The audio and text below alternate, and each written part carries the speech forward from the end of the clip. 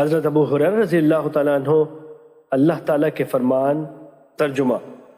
بے شک نماز فجر کا پڑھنا فرشتوں کی حاضری کا وقت ہے کے بارے میں نبی صلی اللہ علیہ وسلم سے روایت کرتے ہیں۔ آپ صلی اللہ علیہ وسلم نے فرمایا، وہ رات اور دن کے فرشتوں کی حاضری کا وقت ہے۔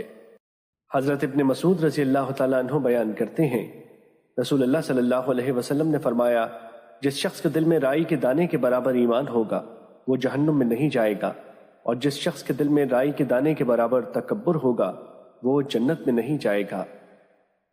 حضرت انس رضی اللہ تعالیٰ عنہ نبی صلی اللہ علیہ وسلم سے روایت کرتے ہیں، آپ صلی اللہ علیہ وسلم نے فرمایا، قوم کا آزاد کردہ غلام انہی میں سے ہوتا ہے۔